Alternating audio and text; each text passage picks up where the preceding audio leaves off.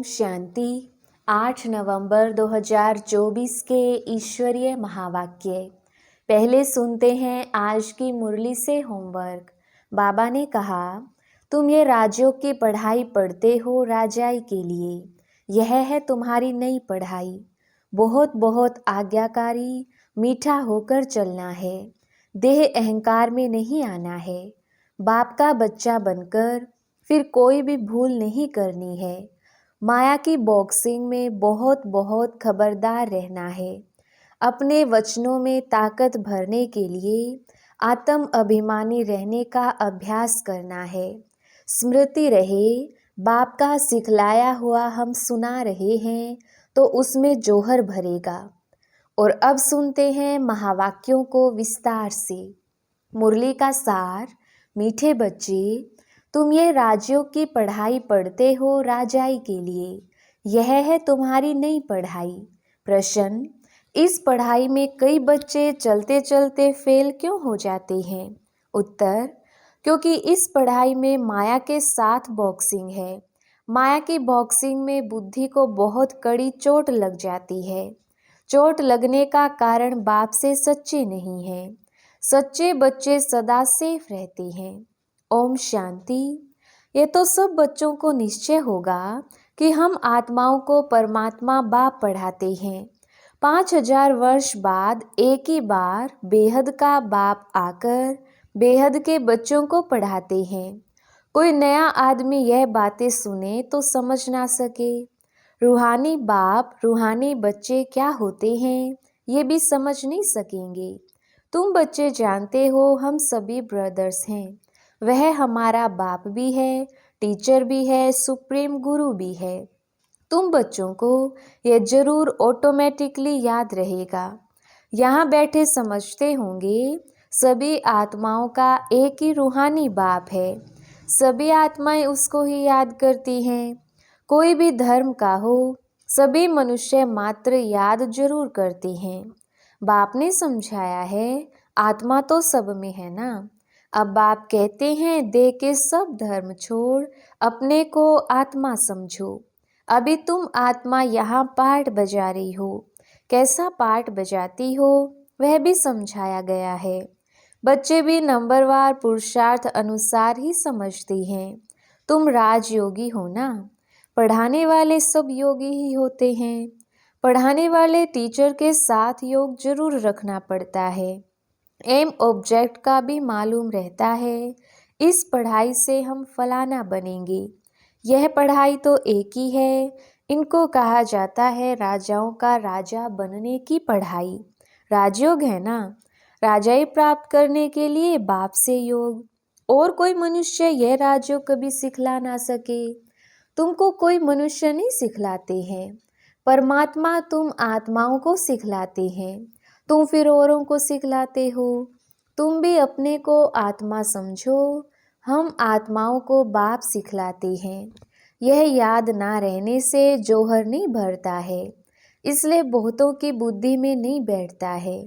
तो बाप हमेशा कहते हैं योग युक्त हो, याद की यात्रा में रहकर समझाओ। हम भाई भाई को सिखलाते हैं। तुम भी आत्मा हो। वह सबका बाप टीचर गुरु है। आत्मा को देखना है। भल गायन है सेकंड में जीवन मुक्ति, परंतु इसमें मेहनत बहुत है। आत्म अभिमानी ना बनने से तुम्हारे वचनों में ताकत नहीं रहती है। क्योंकि जिस प्रकार बाप समझाते हैं उस रीति कोई समझाते नहीं है। कोई कोई तो बहुत अच्छा समझाते हैं।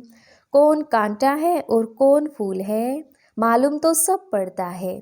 स्कूल में बच्चे 5-6 दर्जा पढ़कर फिर ट्रांसफ़र होते हैं। अच्छे अच्छे बच्चे जब ट्रांसफ़र होते हैं तो दूसरे क्लास के टीचर को भी झट मालूम पड़ता है यह बच्चे तीखे पुरुषार्थी हैं, इन्होंने अच्छा पढ़ा हुआ है तब ऊंच नंबर में आए हैं। टीचर तो जरूर समझते होंगे ना। वह है लौकिक पढ़ाई। यहाँ तो वह बात नहीं। यह है पारलौकिक पढ़ाई। यहाँ तो ऐसे नहीं कहेंगे। यह पहले बहुत अच्छा पढ़कर आए हैं तब अच्छा पढ़ते हैं। नहीं, उस इम्तिहान में तो ट्रांसफ़र होते हैं तो टीचर समझेंगे इसने पढ़ाई में मेहनत की है तब आगे नंबर लिया है। यहाँ तो है ही नहीं पढ़ाई, जो पहले से कोई पढ़े हुए नहीं है, नई पढ़ाई है, नया पढ़ाने वाला है, सब नए हैं, नयों को पढ़ाते हैं। उनमें जो अच्छी रीति पढ़ते हैं तो कहेंगे यह अच्छे पुरुषार्थी हैं। यह है नई दुनिया के लिए नई नॉलेज, और कोई पढ़ाने वाला तो है नहीं। जितना जितना जो अटेंशन देते हैं उतना ऊंच नंबर में जाते हैं। कोई तो बहुत मीठे आज्ञाकारी होते हैं, देखने से ही पता पड़ता है यह पढ़ाने वाला बहुत अच्छा है, इनमें कोई अवगुण नहीं है। चलन से बात करने से मालूम पड़ जाता है। बाबा पूछते भी सबसे हैं, यह कैसा पढ़ाते हैं, इनमें कोई खामी तो नहीं है। ऐसे बहुत कहते हैं कि हमारे पूछे बिगर समाचार कभी नहीं देना। कोई अच्छा पढ़ाते हैं, कोई शुरूढ़ बुद्धि नहीं होते हैं। माया का वार बहुत होता है, ये बाप जानते हैं। माया इन्हों को धोखा बहुत देती है। भले 10 वर्ष भी पढ़ाया है, परंतु माया ऐसी जबरदस्त है, देह अहंकार आया और यह फंसा। बाप समझाते हैं जो भी पहलवान हैं उन पर माया की चोट लगती है। माया भी बलवान से बलवान होकर लड़ती है। तुम समझते होंगे बाबा ने जिसमें प्रवेश किया है यह नंबर 1 है, फिर नंबरवार तो बहुत है ना। बाबा मिसाल करके 1-2 का देते हैं, होते तो नंबरवार बहुत हैं। जैसे दिल्ली में गीता बच्ची बहुत होशियार है बच्ची बड़ी मीठी। बाबा हमेशा कहते हैं गीता तो सच्ची गीता है। मनुष्य वह गीता पढ़ते हैं, परंतु यह नहीं समझते हैं कि भगवान ने कैसे राजयोग सिखाकर राजाओं का राजा बनाया था। बरोबर सतयुग था तो एक ही धर्म था। कल की बात है। बाप कहते हैं कल तुमको इतना साहूकार बनाकर गया, तुम पद्मापदम भाग्यशाली थे। अब तुम क्या बन गए हो, तुम फील करते हो ना। उन गीता सुनाने वालों से कोई को फीलिंग आती है क्या? जरा भी नहीं समझती। ऊंचते ऊंच श्रीमद् भगवत गीता ही गाई जाती है। वह तो गीता किताब बैठ पढ़ते व सुनाते हैं। बाप तो किताब नहीं पढ़ते, फर्क तो है ना। उनकी याद की यात्रा तो है ही नहीं। वह तो नीचे गिरते रहते हैं। सर्वव्यापी के ज्ञान से सब देखो कैसे बन गए हैं। तुम जानते हो कल्प कल्प ऐसे ही होगा। बाप कहते हैं तुमको सिखलाकर विषय सागर से पार कर देते हैं। कितना फर्क है। शास्त्र पढ़ना तो भक्ति मार्ग हुआ ना। बाप कहते हैं यह पढ़ने से मेरे से कोई नहीं मिलते। वह समझते हैं कोई भी तरफ जाओ पहुंचाना तो सबको एक ही जगह है। कभी कहते हैं भगवान किस ना किस रूप में आकर पढ़ाएंगे। जब बाप को आकर पढ़ाना है तो फिर तुम क्या पढ़ाते हो? बाप समझाते हैं गीता में आटे में नमक मिसल कोई राइट अक्षर है जिसमें तुम पकड़ सकते हो। सतयुग में तो कोई भी शास्त्र आदि होते ही नहीं। यह है ही भक्ति मार्ग के शास्त्र। ऐसे नहीं कहेंगे कि ये अनादि है, शुरू से चले आते हैं। नहीं, अनादि का अर्थ नहीं समझते। बाप समझाते हैं ये तो ड्रामा अनादि बरोबर है। तुमको बाप राजयोग सिखलाते हैं। बाप कहते हैं अभी तुमको सिखलाता हूँ, फिर गुम हो जाता हूँ। तुम कहेंगे हमारा राज्य अनादि था। राज्य वही है, सिर्फ पावन से बदल पतित होने से नाम बदल जाता है। देवता के बदले हिंदू कहलाते हैं। है तो आदि सनातन देवी देवता धर्म के ना। जैसे दूसरे सतो प्रधान से सतो रजो तमो में आते हैं, तुम भी ऐसे उतरते हो। रजो में आते हो तो अपवित्रता के कारण देवता के बदले हिंदू कहलाते हो। नहीं तो हिंदू हिंदुस्तान का नाम है। तुम असूल में तो देवी देवता थे ना। देवताएं सदैव पावन होते हैं। अभी तो मनुष्य पतित बन गए हैं तो नाम भी हिंदू रख दिया है। पूछो हिंदू धर्म कब किसने रचा तो बता नहीं सकेंगे। आदि सनातन देवी देवता धर्म था जिसको पैराडाइज आदि बहुत अच्छे अच्छे नाम देते हैं। जो पास्ट हुआ है वह फिर रिपीट होना है। इस समय तुम शुरू से लेकर अंत तक सब जानते हो। जानते जाएंगे तो जीते रहेंगे। कई तो मर भी जाते हैं, बाप का बनते हैं तो माया की युद्ध चलती है। युद्ध होने से ट्रेटर बन पड़ते हैं। रावण के थे राम के बने। फिर रावण राम के बच्चों पर जीत पहन अपनी तरफ ले जाता है। कोई बीमार हो पड़ते हैं, फिर ना वहाँ के रहते ना यहाँ के रहते, ना खुशी है ना रंज, बीच में पड़े रहते हैं। तुम्हारे पास भी बहुत हैं जो बीच में हैं। बाप का भी पूरा नहीं बनते हैं, रावण का भी पूरा नहीं बनते। अभी तुम हो पुरुषोत्तम संगम युग पर, उत्तम पुरुष बनने के लिए पुरुषार्थ कर रहे हो। यह बड़ी समझने की बातें हैं। बाबा पूछते हैं, हाथ तो बहुत बच्चे उठाते हैं, परंतु समझा जाता है बुद्धि नहीं है। बल बाबा कहते हैं शुभ बोलो, कहते तो सब हैं हम नर से नारायण बनेंगे। कथा ही नर से नारायण बनने की है। अज्ञान काल में भी सत्य नारायण की कथा सुनते हैं ना, वहाँ तो कोई पूछ नहीं सकते। यह तो बाप ही पूछते हैं, तुम क्या समझते हो, इतनी हिम्मत है? तुम्हें पावन भी जरूर बनना है।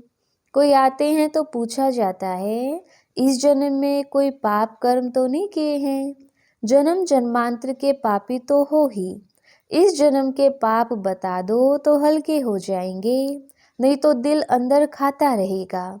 सच बतलाने से हल्के होंगे। कई बच्चे सच नहीं बताते हैं तो माया एकदम जोर से घूंसा लगा देती है। तुम्हारी बड़ी कड़ी बॉक्सिंग है। उस बॉक्सिंग में तो शरीर को चोट लगती है, इसमें बुद्धि को बहुत चोट लगती है। यह बाबा भी जानते हैं। यह ब्रह्मा कहते हैं, मैं बहुत जन्मों के अंत का हूँ। सबसे पावन था, अभी सबसे पतित हूँ, फिर पावन बनता हूँ। ऐसे तो नहीं कहता हूँ कि मैं महात्मा हूँ। बाप भी खातिरी देते हैं, यह सबसे जास्ती पतित है। बाप कहते हैं, मैं पराए देश पराए शरीर में आता हूँ। इनके बहुत जन्मों के अंत में मैं इनमें प्रवेश करता हूँ। जिसने पूरे 84 जन्म लिए हैं, अब यह भी पावन बनने का पुरुषार्थ करते हैं। खबरदार भी बहुत रहना होता है। बाप तो जानते हैं ना, यह बाबा का बच्चा बहुत नज़दीक है।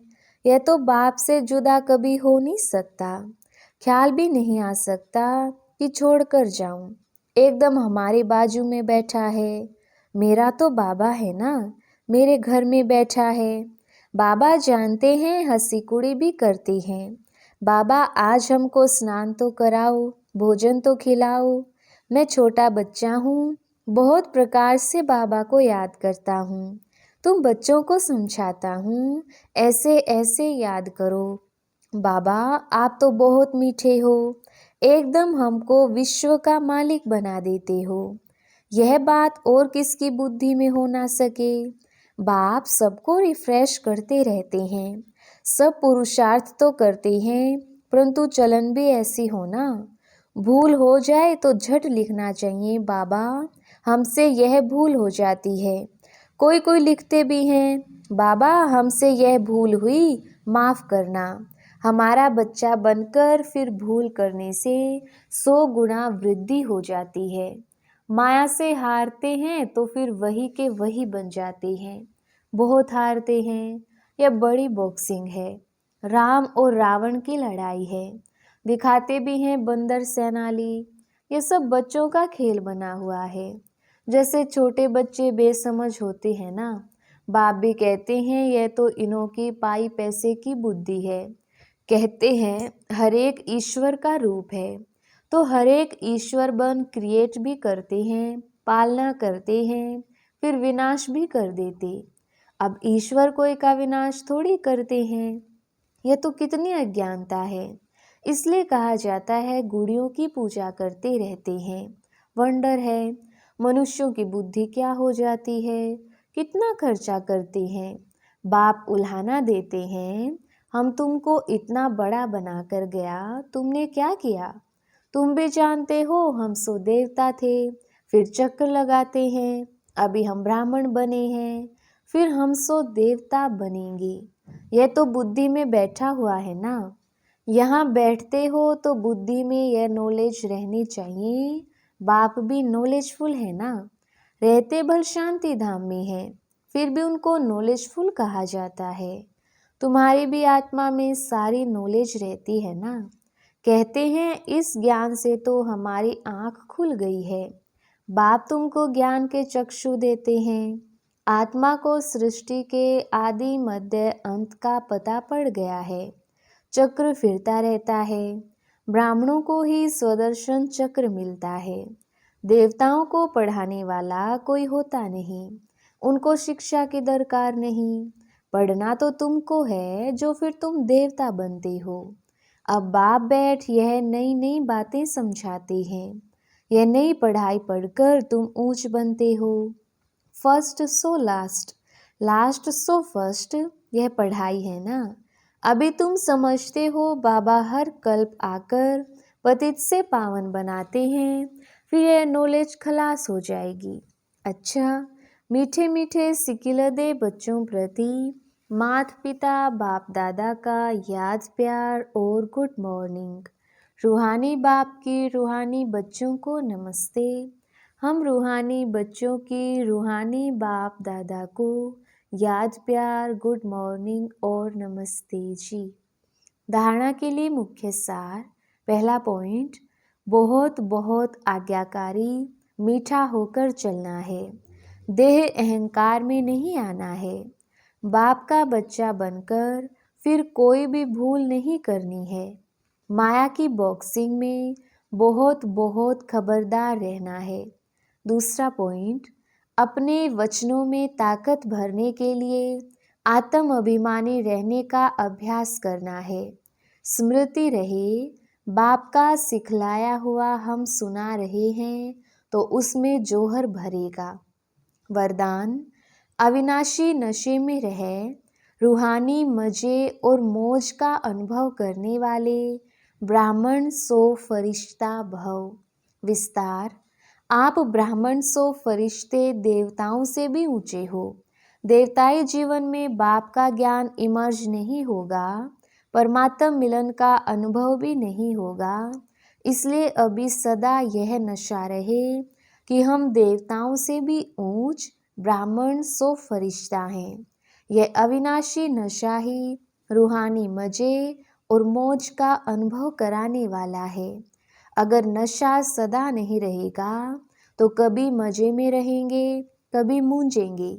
स्लोगन, अपनी सेवा को भी बाप के आगे अर्पित कर दो, तब कहेंगे समर्पित आत्मा। अच्छा, ओम शांति।